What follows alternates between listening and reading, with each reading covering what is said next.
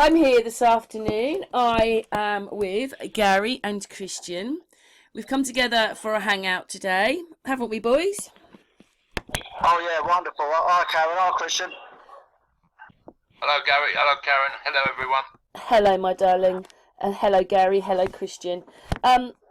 Yeah, Gary's going to try muting himself, aren't you, Gary, in a minute? But we're first of all talking because we've got a convention coming up, haven't we? Birmingham. Yes, we've got a convention up in little under 2 weeks, and both me and Christian have both got tickets now, so we're looking forward to that, and we're trying to give Martin's conference a bit of extra free publicity at the moment, because last thing I heard, he had another 70 tickets still. But that's less than a third, though, isn't it? He sold 2/3 of the convention. That's really good. Yeah, two-thirds of the tickets are gone, so that's a really good thing, you know, and I've got everything sorted out apart from where I'm going to stay that night. Hopefully I'll have an RV to stay in or something, you know. So what do you think, Christian? Okay, Gary, mute yourself for this. Sorry, Gary has to mute himself because he's out down the pub for the Wi-Fi, but every time they talk, it echoes in our ears. But anyway, he's muted. Thank you very much, Gary. Mwah. Christian? Yeah, it should be a good day out for people. It should be very interesting. I mean, it's going to be a long day, but it's going to be some fun. That's what Martin wants, though, isn't it? He wants it to be fun. Yeah, I mean, something to enjoy rather than all the rubbish we've had of late. Yeah, and you and Gary are going to meet each other, aren't you? Yeah, for the first time. Yeah. Which will be good. Yeah, sure. I know that Gary's really looking forward to it. Aren't you, Gary? Oh, me too. I'm really looking forward to it. All you got to do is look for someone, Christian, that looks a little bit like Steve McQueen and Brad Pitt, and it definitely won't be me. Gary, he knows what you look like anyway. Well, no, it's easy. Just try and imagine like Brad Pitt with no hair, and he won't be far short. No, I always got a cap on. Like that's why they call me Gary the Cap. So just look for a guy with a cap on. I'll be pretty easy to spot. Yeah. And you're looking forward to it both, aren't you? Yeah, we sure are. Yeah. So I'm still getting a bit of an echo here, so bear with me. Yeah, I'll just look out for Andy Cap, I suppose. Yeah, it sounds all good to me. I'm really pleased that Martin sold most of his tickets, and what he said was that he was going to keep 50 for the day. And so really there's only another 20 more to sell, isn't there? And you've got 2 weeks to go. I'd say that's going to be a sellout. Yeah, I'd say so. I mean, I know it's still 10 days to go or so, but I mean, there'll be people that turn up on the day as well, like Matt says, there normally is, so I'm sure they all go. Yeah. Well, Gary's worked out all his route there and everything, haven't you, Gary? Yeah, I've worked out my route. I'm going out to Peterborough first thing about 6:30 in the morning, and then I've got to wait for a train like about 10 o'clock from Peterborough to Birmingham New Street, and then I have to get a bus from there down to where the sort of like venue is. But I'll be able to work it out. I mean, you know what I'm like with buses, Karen. I go here, there, and everywhere. I'm taking a sleeping bag. Are you taking a sleeping bag, Christian, or what? Well, I've just made some inquiries to see if the one I did have was still available, but it don't look that way, so I might have to go out and get another one. You've got to buy one. Yeah. That'd be alright, yeah, wouldn't it? I've got a sleeping bag. It only cost me £8, so I mean, that's just for one night. I'm taking a sleeping bag plus a blow-up bed, and at the same time, I might bring my little experiment that I used to do down Hyde Park, you know, with the glove in a vacuum chamber. So I think if I'm bringing like the pump to pump up the airbed, I might as well bring my experiment, because a lot of people haven't seen that, have they? So I can show them. Yeah, and you'll definitely recognise Gary, because he'll be the man with the box and the glove. Lovely. I mean, I just before we done this, I made a phone call myself to find out if I did buy what Gary just said, a blow up bed, and sleeping bag only a few years back, and I just thought it was still in storage, but unfortunately it's not. Ugh. They're not too expensive to buy though, Christian, are they? No, they're not. No, only a few quid. Right, so well, we've plugged Martin. So anyway, Gary, do you want Gary say what day it is and what's happening with Martin again? Right, the event is happening on Friday, the 10th of September. I think it starts at midday and it goes on until sort of like night time with various different speakers. Too many to sort of like mention here, but it'll be a good day with Mark Devlin finishing off at the end of the night with a sort of like a sound set, which is great. You know, maybe a little bit of boogieing and whatever. So it'd be nice to sort of like meet people that we've only been in contact with, you know, with video links and what, and never see them face to face, which should be really good, shouldn't it, Christian? Yeah. That should be an excellent day. Excellent. Cool. So there's a plug for Martin. 1 second, guys. So this conference is about Tartaria, isn't it, Christian? Yeah, that amongst a few other things. Yeah, Martin will probably have his book there as well, won't he? Yeah, he's written 2 now, isn't it? Or 2. Is he on the 3rd one? Yeah, he's written some books. Anyway, I've got this really amazing building here in front of me. I don't know where it is. It's Brussels. It's in That was in Brussels. Amazing building. But anyway, Tartaria then. Christian, you go. Yeah, the Empire Tartaria. I mean, we know it was worldwide. I mean, we have had previous empires that have been worldwide. I mean... well, we don't know if we have or we haven't, do we? But anyway, carry on. I mean, when you go back through history, but from what we understand, that Nimrod at one point ruled the world, so that was an empire. But yeah, Tartaria is one of these more recent times, what we believe more recent times. And it was worldwide. But, I mean, when I was at school, we never got educated about Tartaria. You know, we got told the Victorians built everything. Yeah, with horses and carts. Yeah. It is a bit, yeah, it is a bit incredible to think that. Do you know what? I came across something yesterday.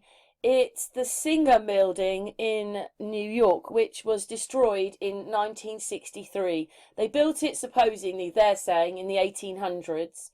And it was the tallest building in New York.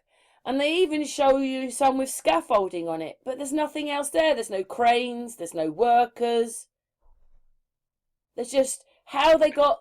And some of the scaffolding is up on the top part of the building. And it's like, it's not attached to anything going down.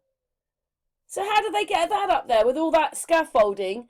And there's no workers. So they say, oh, this is them building it. But they just show you a building with a little bit of scaffolding on it. And no workers, no cranes, no nothing. So that can't be right.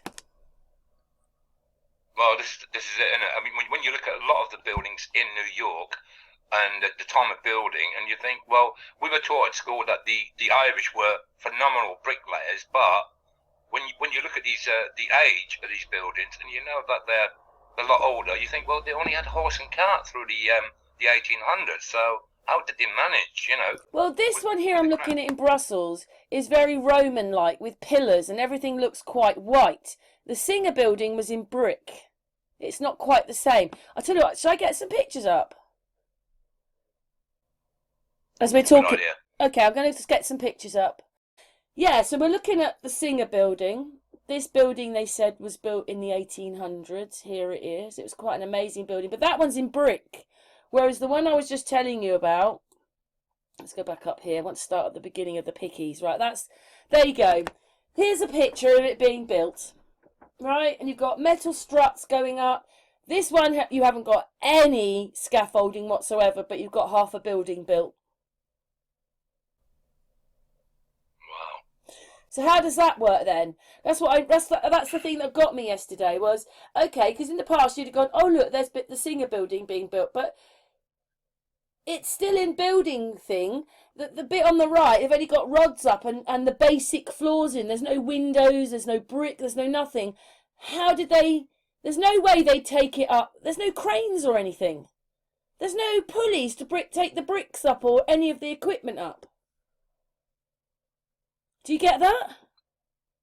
Yeah, exactly. I mean, they didn't use Zeppelins to build, did they? You know, and it's not just a Singer building. There's the Chrysler building. That's another one, isn't it? You know, when you think of these buildings, how did they build them at the time that they didn't have the apparatus of today? You know, it just begs belief, isn't it?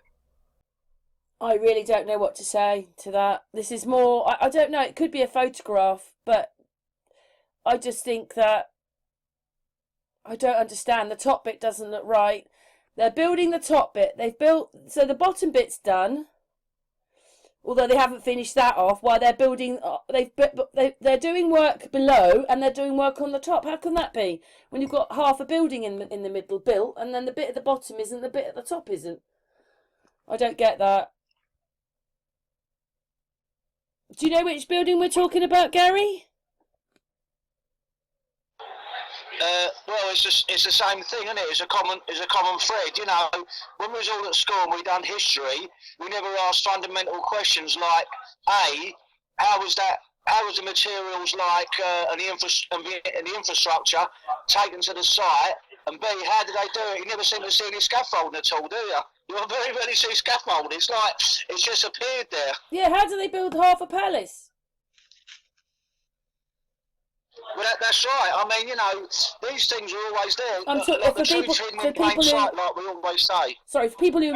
I'm talking about half... Like, when just before Queen Victoria took over Buckingham Palace, they built on half a palace, basically, or getting on for nearly half a palace. And then what it is, I did a video the other day of... Oh, gosh, what was that other one? Not Highclere Castle. What's the other castle I did the other day?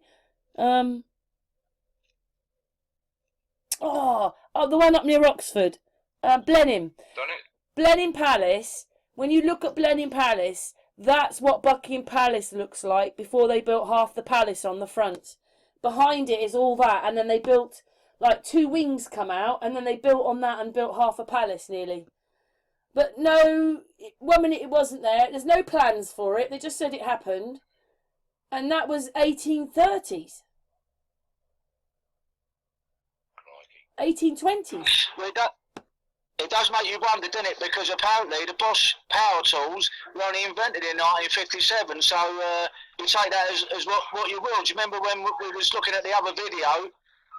You know, Bosch invented the power drill in 1957. So how did they do all these fantastic structures? That's the bit I don't understand with Tartaria, because, you know, I even sent Christian a little video last night when someone showed a mud flood coming down and it took some of the houses. But you would think that even if a big disaster like that happened, that there would still be bits of the proof of how they built things, but there isn't. That's one of the fundamental things that really bothers my mind, because, I mean, some of these buildings are huge. I mean huge, extraordinary huge, like we've spoken about before in the past. But then you have to think, well, where is the equipment they use to build these? You know, and they're all over the world. They're not just there, you know, from, you know, even in New Zealand, Australia, Canada, you've got these massive buildings, and you think, well, what about the equipment? Did they just melt it down and get rid of it? Or did it disappear? You know, that's one of the fundamental things. And the other one is the blueprints. A lot of people that do this research on these buildings, they look for the blueprints, the manifestation, the drawings, the architecture of the drawings. And most of the time, people can't locate them.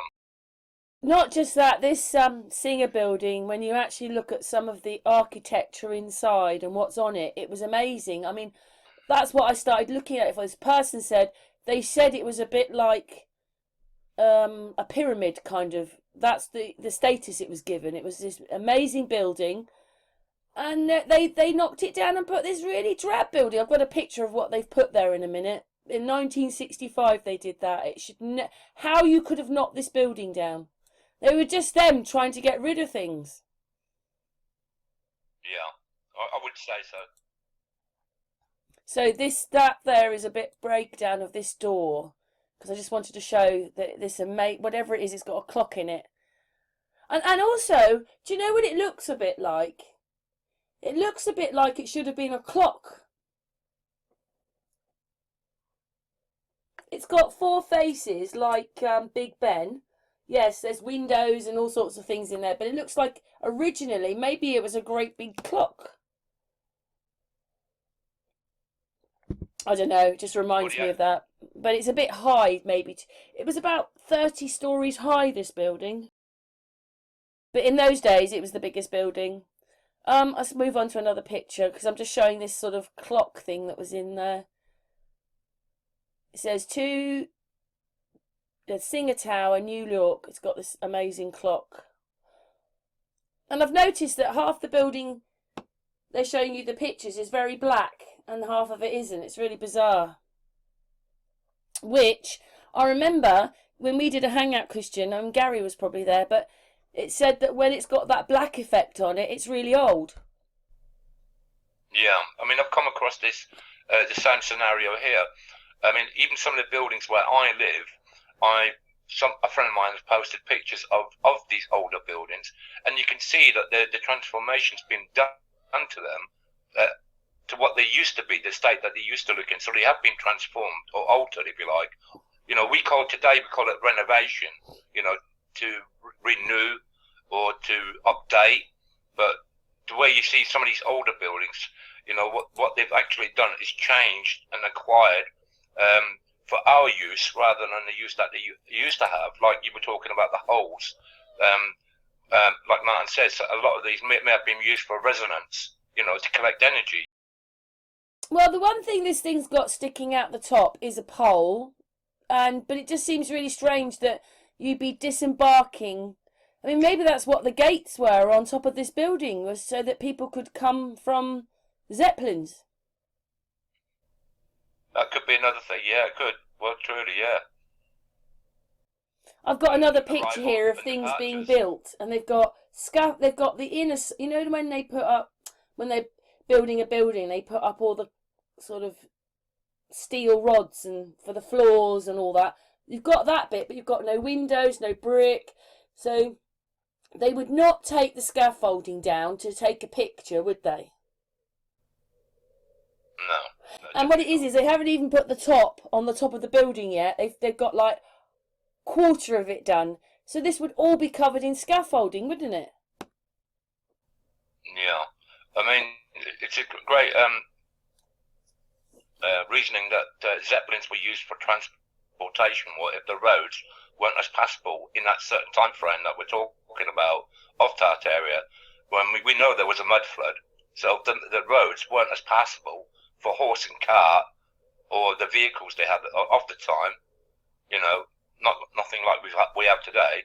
So it would make perfect sense that they use Zeppelins to transport people quicker. Yeah, I mean, easier. On this picture here, you've got no workers, and you've got the metal part of the building, but you haven't got the building. There's no the floors are in, but there's no walls. It's just a carcass, and the top of it's all a carcass. There's no way it would look like that if they were still building. There'd be chutes, there'd be materials, there'd be cranes, and workers. You're just seeing it as if, all right, we've cleaned the whole thing up, we're going home for the weekend, and then we're bringing it all back on Monday and start all over again, sort of thing. There's just no way it would look like this. But anyway, that's my my thoughts. What's yours, Gary? Don't you think that's crazy to have nothing, no workers, no equipment? You just made a very good point a minute ago. There's no evidence of cranes. I mean, the thing is, when cranes are left sort of like behind, there's evidence. What kind of machinery did they use to sort of like lift? Did they have levitation or something? Because there's never seems to be, you know what I mean, Christian? There's never seems to be anything left behind that would sort of like suggest that the mechanics and the fabrication techniques that they have to use. See what I'm getting at? And everything's perfect. You know, they like, for instance, I remember the one in San Francisco, you know, that dome. And with the earthquake, you could see inside, it was all broken, but you could see everything was all, it's as if someone has cast the top of that building. It's almost like it's just like it's just appeared. All these buildings just appeared there for some reason, like perfection personified. But there's no blueprints or sort of like techniques of the way they Well, was. yeah, look at it. Look at it this way. Constructed. We've realised there was the orphan trains. There was a lot of children. There was a lot of poor people, and a lot of immigrants. It doesn't fit in with them building all these buildings at the same time without any infrastructure to show that they're. I don't know. It's like someone's left that. Bizarre. I agree. It's like a complete different sort of like civilization, highly advanced civilization. Because I don't think we've got anyone in the last 150 years with the techniques and facilities to sort of like build these structures. So it was people completely different. Yeah, like on each floor you'd see things. You'd see mounds of things. There's nothing there. It's just like it's empty. Do you know what? If you ask me, I'd say someone doctored this picture and put the top of the building on as if it wasn't built to say, oh, look, they've built it. But we don't know any of that. And I think that picture's not real, to be honest. Because they've got like, well, I suppose there could be someone on the outside there. I don't know. But this is all perfect and finished. Then you've got one floor where it's half finished. And then you've got the next bit now, all just steel. It's bizarre. Absolutely bizarre. I don't get it myself. Anyway, we're moving on. Anyway, yeah, there you go. That's it built. And actually, the bottom bit, this is all amazing what's on the bottom bit of the building. Very sort of kind of Roman-like, but it's in red brick. It's got great big arches, and this is supposed to be where Singer had their headquarters. Why would you build a building like this to have your headquarters? Do you think some of these buildings, like the Chrysler building and the other building, that they were covered, like they're doing today? They're covering the buildings with some sort of cladding. Nowadays they're using some sort of plastic cladding. Do you think these buildings are like covered by that similar sort of cladding but different material? No. Covered in brickwork. Not in these pictures. Because we don't know how they built them. Because it's like, for instance, some of these buildings, as we've learnt our bits about Tartaria, is they don't have foundations like we have today. And then you know that quite often a couple of the floors are under the ground anyway, which probably ends up being a very good foundation. Because the bottom of the building is now, the land has gone up, so there's more of the building in the ground. I don't know. This building was enormous. Yeah, I mean, some of these buildings have got like 15 to 20 feet, and sometimes in places even 30 feet below ground. And then below that, you've got the foundations. So you think, well, and this is worldwide. I mean, I know it's not quite everywhere, but even in my town here, I've come across it now in various places, and it doesn't seem to be quite everywhere, but almost everywhere. And it's like Gary says about when you're talking about the 1800s, right, and things being built. Well, hang on a minute. We're looking at photographs from the 1830s, 1840s, 1850s, 1860s, and even onwards of orphans. So were these places built by orphans? I don't think the children would be able to lift the equipment, would they, though? I mean, these buildings are enormous. I mean, like we've now got Crystal Palace. So in the messages, people said that was a station for steam trains, or we thought, oh, it looks a bit like an airport. Yeah.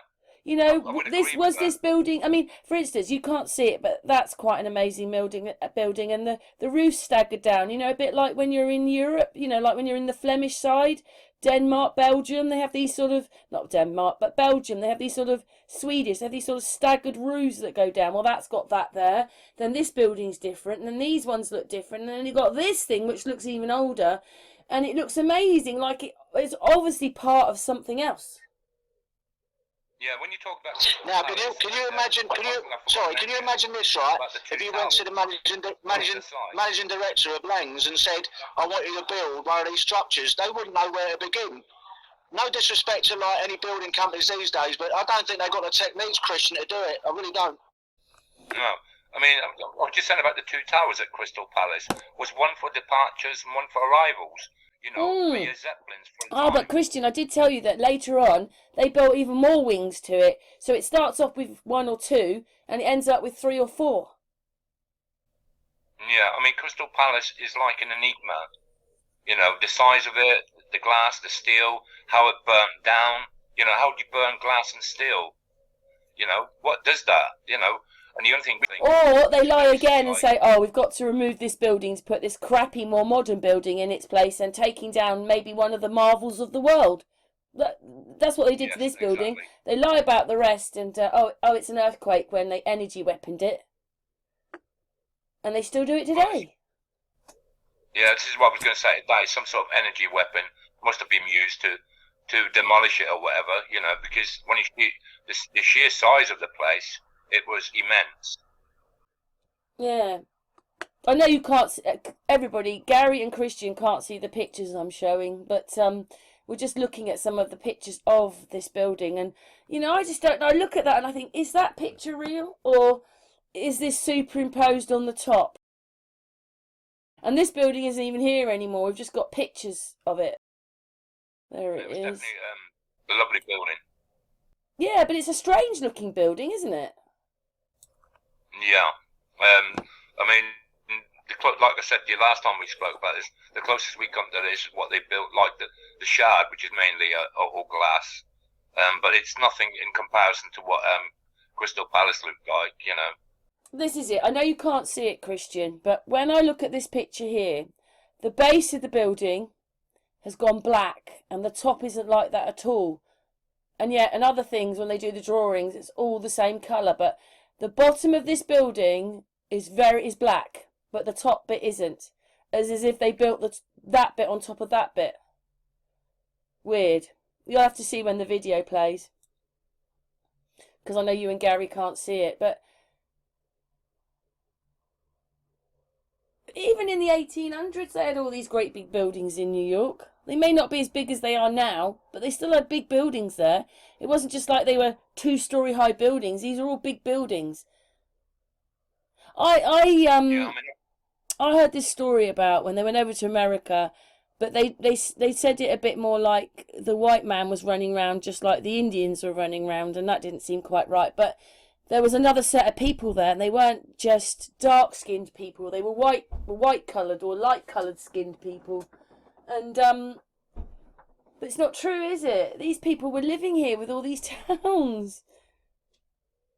And like they've got rid of all the names, like they did in the 1800s when, you know, when I went through the list of Texas, and it took me about 15 minutes, and then there's 50-odd states that did the same in the 50-odd other states. So it would take you hours to see the names that they've changed or got rid of. See, what troubles me is, when we were younger, we were taught about Indians and cowboys, right? But exactly what time frame was this? Was this before the new founding fathers reached America, like pre-1776? Yeah, how does this fit in with cowboy? How does the Singer building fit in with cowboys and Indians? Because that would mean then, you know, if there was cowboys and Indians, they wouldn't have been in the 1800s. They'd have been in the 1700s or the 1600s. But in the 1700s, the founding fathers were building buildings, weren't they? So, you know, all the Irish and all the British were going over there, and some of the Dutch, you know, to erect these buildings. So when was the time of the cowboys and Indians? I don't think that actually happened. I mean, you might have got it a little bit, you know, when you were somewhere out in the desert and you were mining gold. Maybe those communities would have looked a bit more like cowboys and Indians. But there'd have been these great big towns like New York with these great big buildings in them, so they don't match in with the cowboys and Indians. Okay, so that's my daughter. Bye. It doesn't compute, though, for when they've done all these films. This picture here says 1908. The Singer building. All these Western films that we've all watched in the past. Yeah. You know, it just does not compute. And don't forget, everywhere you look's got either, well, you know, like the pillars, there's stone, brick. Where do they get it all from? There's masses of it in these buildings. I think one of your answers may be what you researched not so long ago, when you found that all of these Texan names had been changed, and like you said, there's 15 minutes of names to take you a long time to read through it all. Is that something that they did deliberately? That they changed, not just the, with like That's when things were a bit more Rome, even where Amy lives in Maryland, they had a Rome there. Just up the road. No, it's probably not just up the road, but just up the road from Amy, and even she didn't know. Yeah, I mean, it's something in our past does not compute, and that's what we're finding out. When you take the history books, you take the films, and you take the magazines that we grew up reading, and you begin to understand that these buildings had already been erected. So how old are these cities? And I've heard that one of the Red Indian, I don't know whether he was Satsquan, whatever tribe he was, he said that the Indians knew about these cities, but they lived their lifestyle.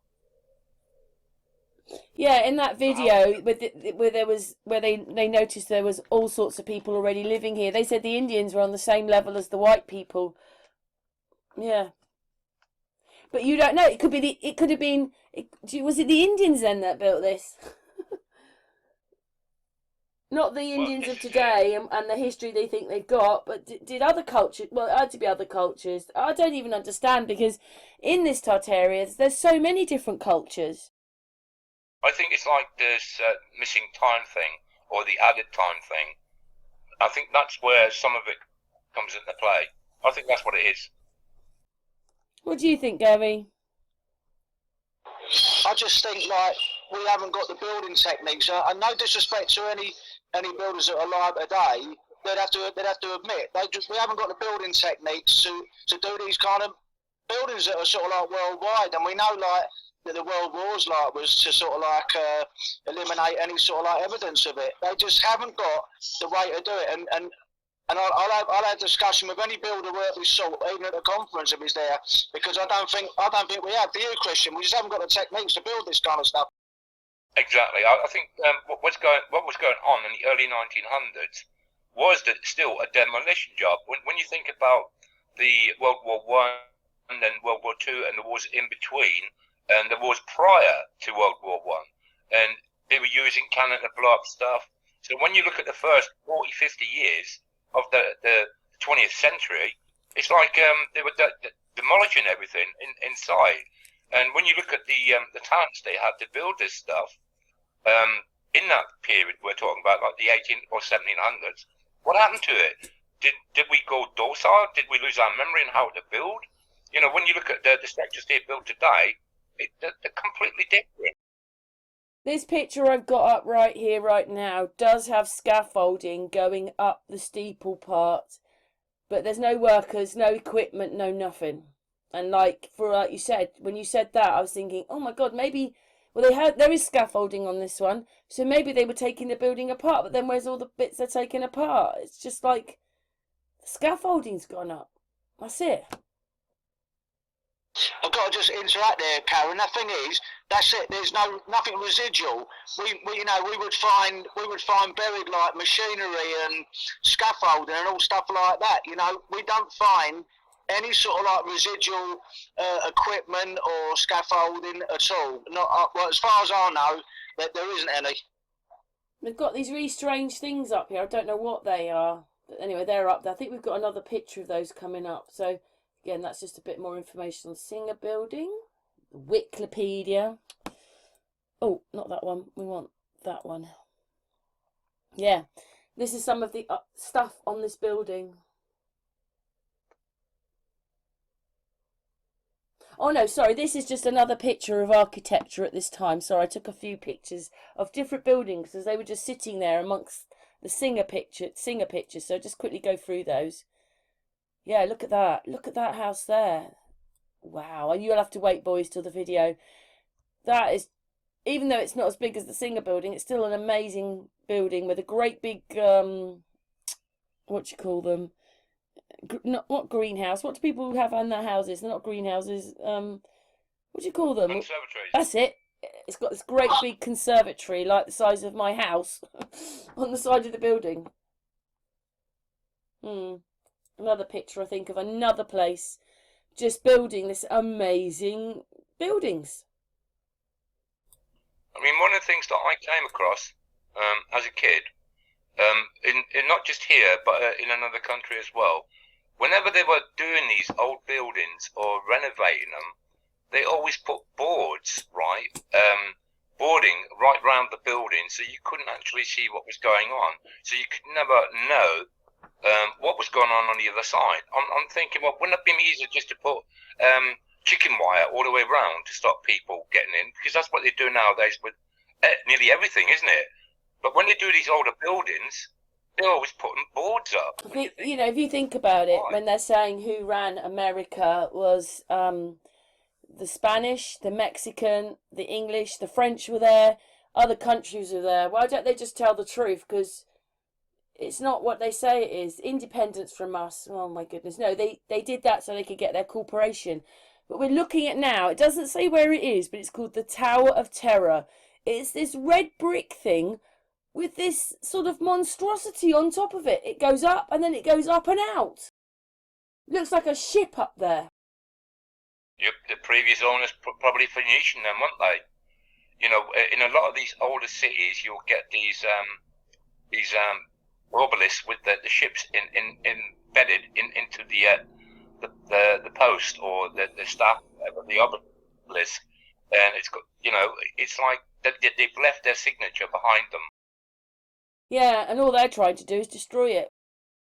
Well, this is the thing with the change of empires, isn't it? The victor will always eradicate the history.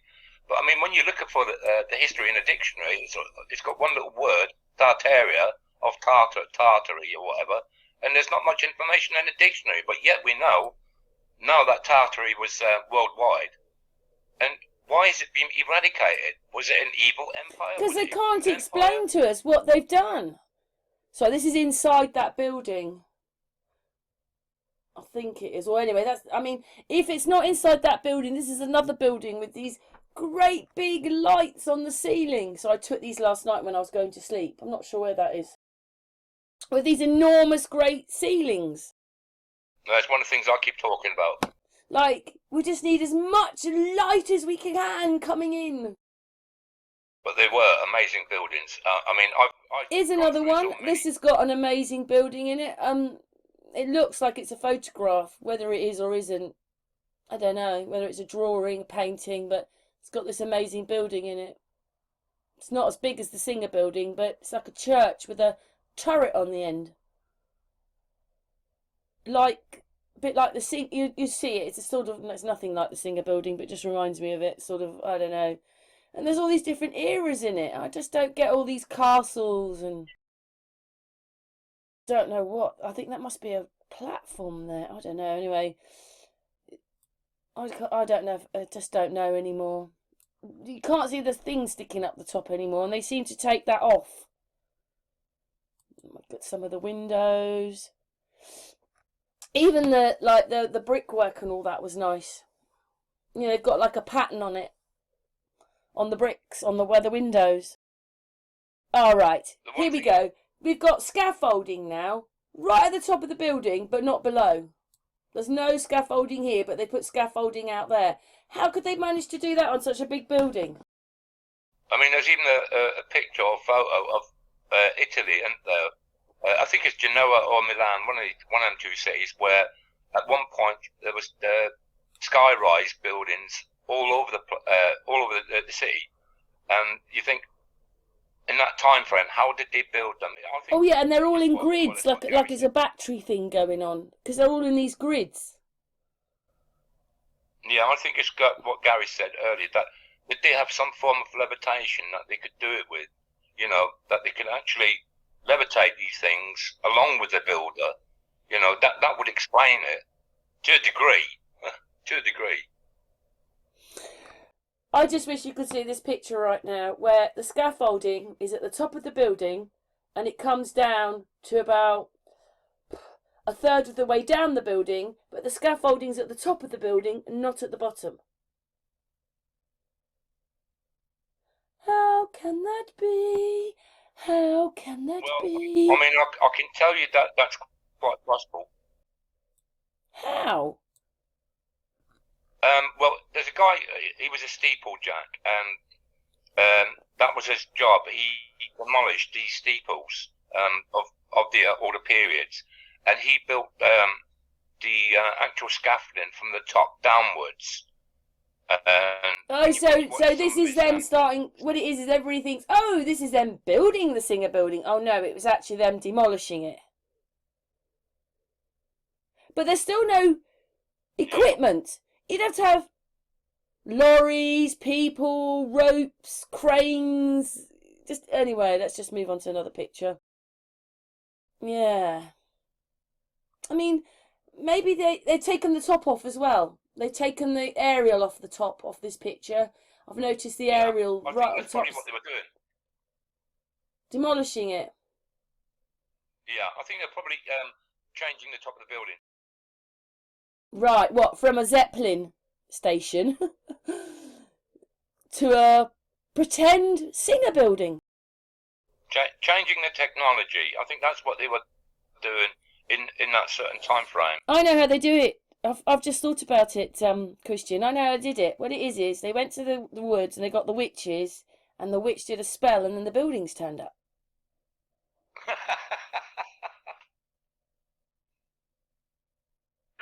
Also, I'm wondering if they ate in those days. You see, a lot of these old buildings didn't seem to have like WCs or anything. I mean, did they live off of the Unless ether they or had them something? outside. They had blocks with toilets in. Who knows? Let's go to the hotel, but when you want to go to the toilet, you've got to go miles away. You've got to go down the lift, down 20 floors, out there, over there to a building. Doesn't quite sound the same, does it, if you want to go and have a wash and stuff? Maybe they were being built and the bathrooms hadn't been put in. That's what Martin said. Of course, they were very lucky with a lot of these buildings because in previous mud floods, they were just using the previous mud flooded buildings as a foundation. So that was probably advantageous, you know, but it's still very strange how they were built. I can't get my head around it. And I've had some sleepless nights trying to work out, you know, how they did it, the procedures, because we're trying to use our science and technology and we can't because nothing really does fit in with it. Do you know the thing that gets me is that when we're looking at all this, you're going like, how could they cut it all? But a lot of it seems to be moulded. Everything seems to be moulded. They had techniques, Karen, that we can only dream about. I don't think there's any stonemason alive today. I'm not being derogatory to stonemasons, but I don't think there is. They could look at all that and that you know, if they're being honest with themselves, they say, we can't do it. We haven't got the techniques, the facilities, the machinery, the infrastructure, or anything else. Then I've got this picture right. They said the Singer building was the tallest one in New York. Maybe it was superseded with this building behind, but the building behind which they look like they're building or doing something to is taller than the Singer building. You can see it. It's just a little bit taller. I don't know what goes on there. I don't know how you can have that unless that building in the background was the tallest for a while, whatever that building is. But it looks like a different era. It looks like you've got like the Swedish and then you've got all these other eras in there. Like all the buildings are different and in different eras and stuff. I don't know. I just find it all a bit crazy. But it's still amazing, these huge, great buildings. And this is what the building was like inside. It was absolutely amazing inside. How could you want to knock this down? This is injustice to the world, what they did when they knocked this down. And it's too late because it's already gone. There's nothing we can do about it. The thing is, Karen, the idea was that there weren't going to be anyone still alive that would start asking questions. But now the cat's out of the bag. Too many people like us and others are asking questions knowing that we can't do this with modern technology. So, you know, their idea has fallen flat on the face. How come our parents didn't question all this? Didn't ask questions. I don't know. Do you remember we spoke about this before, Karen? Maybe we're the indigo children, us lot, because we're questioning things that maybe our forefathers and mothers should have questioned, but they didn't. Maybe we're the first generation that have ever done it. I don't know. Maybe everybody was more worried about nuclear wars, you know, all these other things, going to the moon. Oh, look, we're a globe. There was lots of other things going on. But then you know that the news keeps us busy.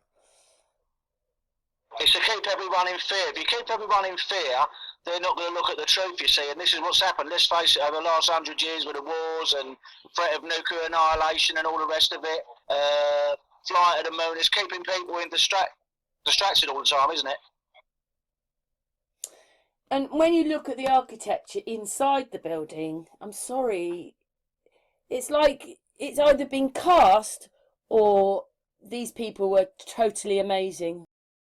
Yeah, I suppose and that's why I say, you can make that, but how could they make all this stuff? I mean, where's all the factories for this kind of stuff? This isn't just. It means that we were like there should be hundreds and hundreds of industries that we could see how they made this. Yes, it's almost like they moulded them. They had like some kind of jig and a mould, and sort of like learnt a technique that sort of like, melt sort of like stone and mould it into shapes. I mean, there's nothing else in our science really that answers it, because like the previous one, they can't do it in laser cutting machinery. They haven't got anything on earth that can do it now. This building here says Singer Building, New York, architecture landmark, sacred. Because they've knocked it down. And how did they knock it down?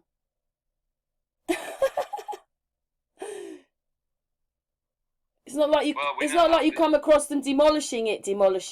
Okay, we realise that the scaffolding could have been them starting to demolish it, but we look at it and go, oh look, they're building it. Because once you just put it there, people look through pictures, oh look, there's the Singer Building being built, oh look, and then it gives the dates, oh everybody's happy. And they haven't thought. No, this is what I said, that people don't ask questions, and it's like Gary just said, many of us are mainly distracted. We have been right through the ages. When you look at our century itself, war, revolution, terrorism, war, it's all distraction. So we don't spend much time to ask the real questions like we're doing today. You look at the way the two towers came down at free fall speed within seconds, and when you're looking at what you're just talking about, how did they demolish it way back then? And this is why I mentioned Fred Dibner, who was a steeplejack, and he would have been proud of the demolition job done on them. Well, you never know, because we say it's a cold fusion weapon, San Francisco, but maybe it was like, if they could do all this, and these people now have their technology, maybe they knew how to wire a whole town up and go, bang, that's it, San Francisco is ruined. Well, San Francisco was a mess, wasn't it? I mean, it was. Yeah, but the same thing I've noticed on these pictures. There you go. There was one in Italy. Here comes the fire. There's an earthquake, or there's forest fires. There's all this fire coming. And I did a video. The flames were so high. It's not. Those pictures had been doctored. But anyway, out of the Singer Building now are these lights coming out the top. Like a laser light thing coming out the top of the building. And then I found a few pictures of Zeppelins going over in New York. Yeah, I did a bit of research in the Zeppelins and how the Italians even had Zeppelins way back in 1900. So you're going back 120 years, But I can't see the Singer Building. I don't know which one it is in here. Because, you've got to look for the tallest building. Maybe it's I don't know, it's different shapes. But anyway, I've just got a couple of more pictures, and then there's another one with a Zeppelin going to, I think that's the Empire State Building. Maybe that's what it was. Maybe the Empire State Building was a Zeppelin dock. That's what it really was, like an airport. Yeah. But it comes back to what I was saying earlier about Zeppelins being used for transportation. Is that why all castles have turrets? It's the same sort of thing. You need a landing platform. And the closest thing we have to that today is what we call helipads on certain buildings, isn't it? Mm. A lot of the high-rise buildings got helipads, which is a similar principle, only in fact that it's a helicopter, not a Zeppelin. And don't forget, there's got to be a lift to nearly the top of the Empire State Building for these people to come off. Because if these really were docking, there's got to be quite a good system of how the people come off, like in an airport. So imagine you've got to build all the lifts and that all the way up the top. You wouldn't expect people to, hey, when you get to the Empire State Building, I can't remember how many floors it is now, but you've got to walk down 125 floors to get to the bottom. It's not going to happen, is it? The passengers wouldn't want to fly if they had to do that. So there's got to be lifts in the building. You'd be dizzy by the time you got to the bottom doing all the stairs, wouldn't you? You'd be going, I'm not going back up that building. I'm not going up. It was bad enough coming down. So if they were docking on top of things like the Empire State Building, there's got to be lifts in there. It's like... Do you know something, Carol? You just made a blinding point. A lot of these old buildings, you don't see like the lifts like Otis and all these other like lift companies. Now, how did the people get up and down in these buildings, even if they was like 6 stories up or something? That's a very good point you made there. Yeah, well, yeah. I mean, I can't even tell how many floors it is. It's got to be 10, 20... It's about 60 or 70 floors, the Empire State Building. Maybe it's 100. And at the bottom is all this Roman stuff going around the bottom. Pillars and everything. Romano Greco. But also looking Art Nouveau as well. It's a bit like the palace as well, because when you look at this building, it's like there's a building there, there's a building there, building there, building there, building there, and a building there, and then the great big building in the middle. And that's what Buckingham Palace is like. It's like house upon house upon house set together in a certain way. That's why I couldn't understand why it said Queen Victoria needed a really big palace. So this extra, nearly half a palace was put on. And you look at the back of it and you think, house, house, house, house, house, house, house, house, house, house. How many houses did she need? How much family did she have living in there? Must have been like a village, town in there then. You imagine each house, it's got to be, and then you've got like another third of it put on. It's like you could have had like 30 families living there. How many families? How much family did she have? One of the things that bothers me is it was what Marcio says in his videos, that a lot of the infrastructure that's built like 300 years ago, 200 years ago, was built without plumbing. You think, well, why was it built without plumbing? When you look at the older castles, no plumbing, and you think, well, these places were quite big. And then you establish that the Palace of Versailles, however many rooms it's got, I mean, I first thought it was 400, but I think it's 4,000 or something, or to that extent. And you think, well, that was built without plumbing. Why would you build a building without any plumbing? No bathrooms, no toilet. It doesn't make any sense. I think Martin said, though, when we were having our hangout with him, that it was because they hadn't finished building it. Well, I've heard a lot of researchers say that they just peed in the corridors. Something silly like that. I mean, even when you look at it... What about wiring? A lot of these electricity, yeah, which we know they had a lot longer than they said they have. What about all the electricity in these buildings? And, for instance, the lift would have to have all that and all those wires. They had a way of transferring electricity through the ether. They didn't need wiring. That is the way we use today. But there was a time. Do you agree, Christian? Yes, exactly. That's why I say a lot of these buildings that had the infrastructure on their roofs, like the cathodes. I think they're called cathodes, where the cathedrals come from. Yeah, they're like capacitors, if you like, and they hold the energy within their rooftops. And a lot of the buildings, you'll see them everywhere. I mean, there are pictures of certain cities, and you'll see every tower has got the same structure at the top. That you can more or less say that they're all enhancing the power of the ether. They're all built in that fashion to collect energy. Also, I think the actual structure itself acts like a big capacitor, Christian. Like the stone acts like a capacitor for storing the energy, like a battery, like a version of a battery. Yeah. I've been looking at that a little bit because we've been told that electricity don't pass through stone, but maybe not the electricity we use, but the electromagnetic electricity they use did, and it stored it like a big capacitor.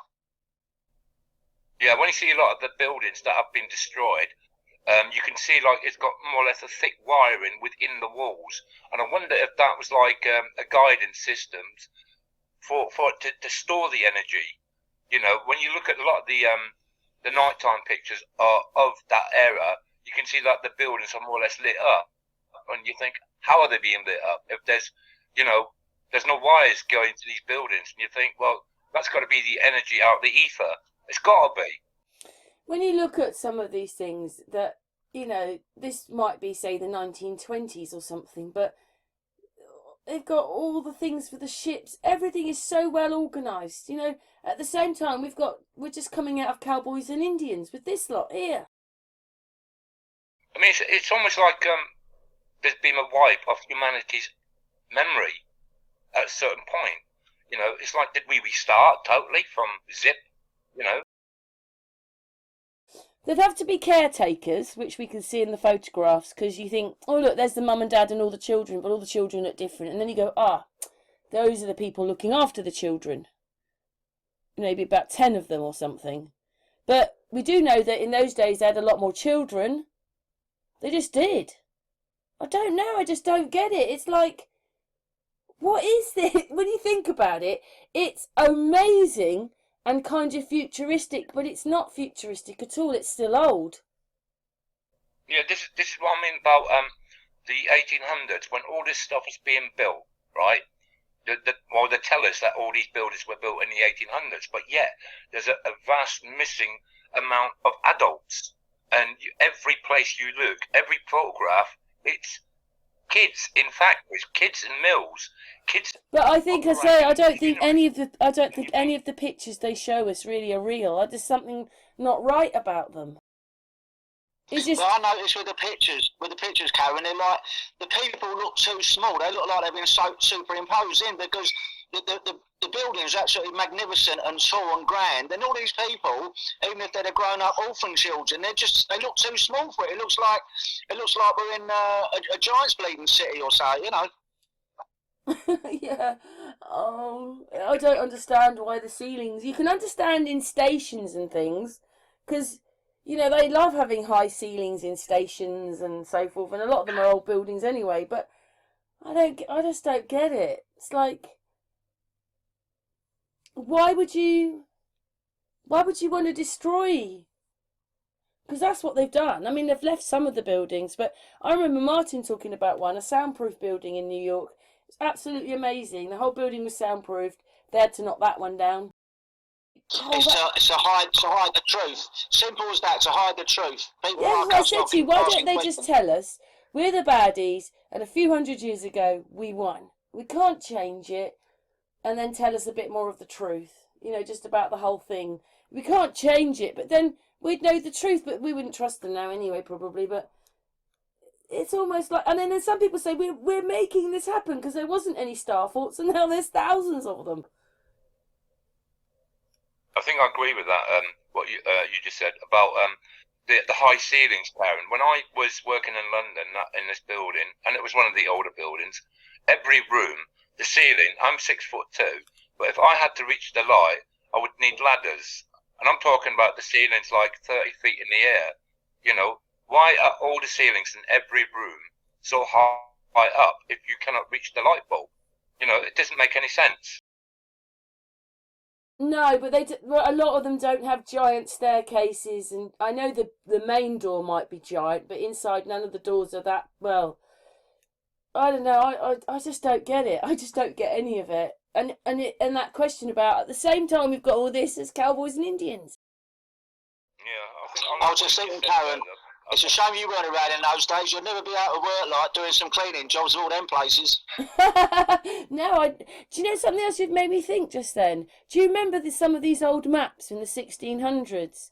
I actually took it that the reason they didn't draw in most of America was because other people were ruling it. But it was probably the case.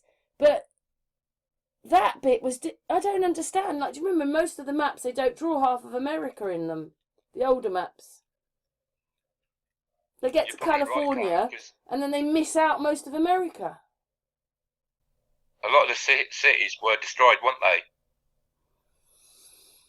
A lot of them were destroyed. Then, if they were going to do it, why leave New York, all these other places, like even Amy's noticed, you know, in where she is, there's lots of these. There may be different buildings, a bit more Romany like and stuff. But why leave any of them then? Why leave most of the pyramids?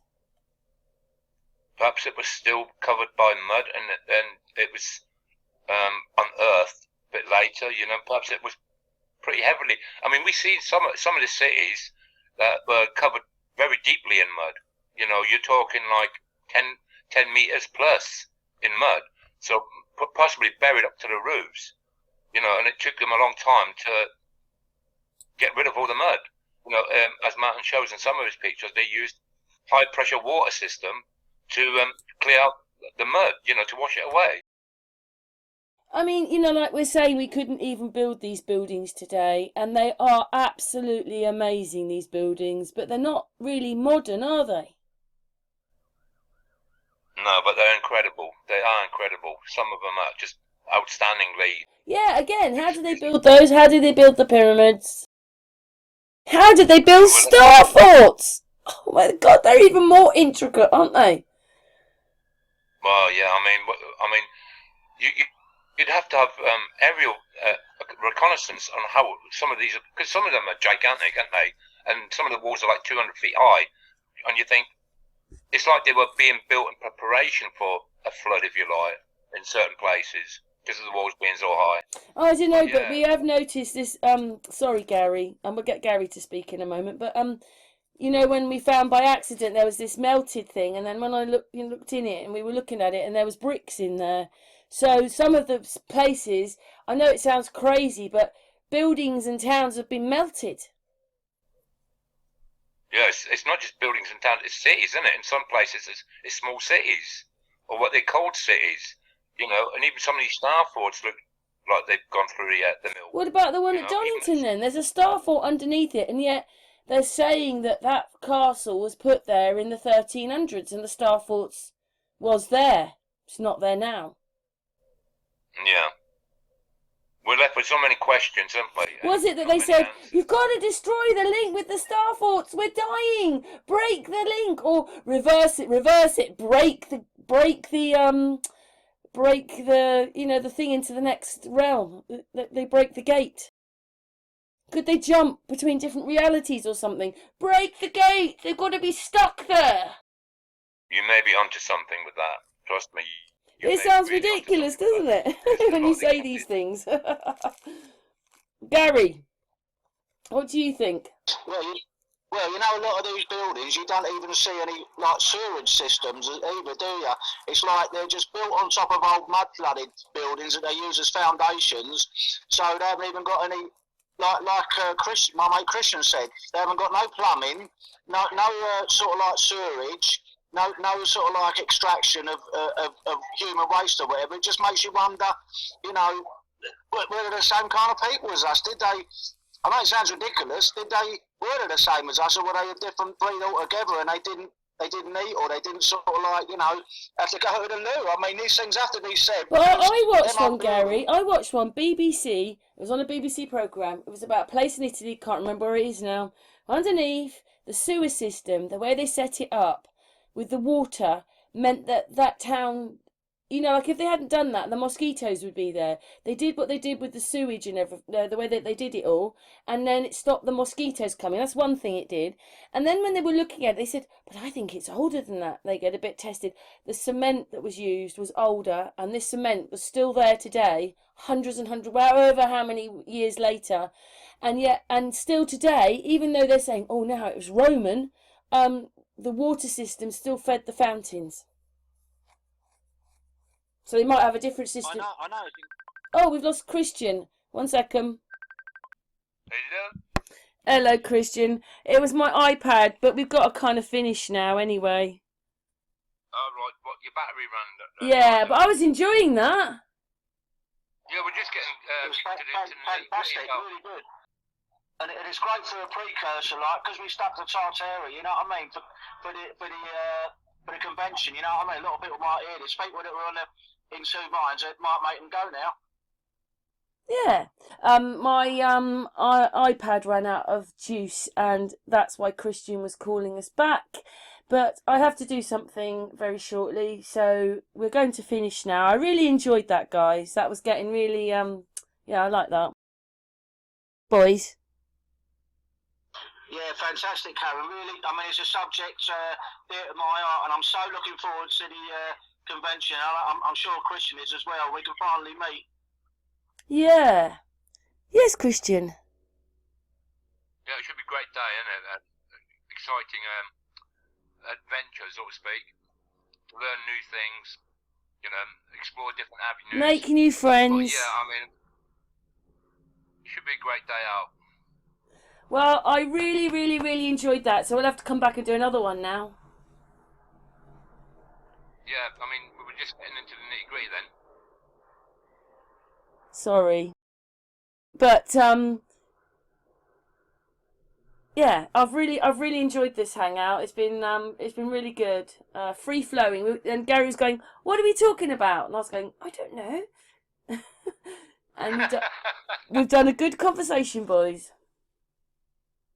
Well, it makes it more inspirational, doesn't it, when it's free flowing? You know, open conversation, honest. Yeah, and this ain't scripted, folks. We just when the three of us get on together, we just sort of like rub off on each other, like, and then we just I think we take each other to another level, you know, which is always great. Anyway. Yes. Oh, I love you, Gary. Love you, Christian. Chat room. Love you. See you in a couple of weeks, Christian. Yeah, you too, Gary. Take care, mate. Okay, sorry, Gary, go on. Yeah. See you in a couple of weeks, mate, and I'll see you a little bit after the convention, Karen. Yes, my darling.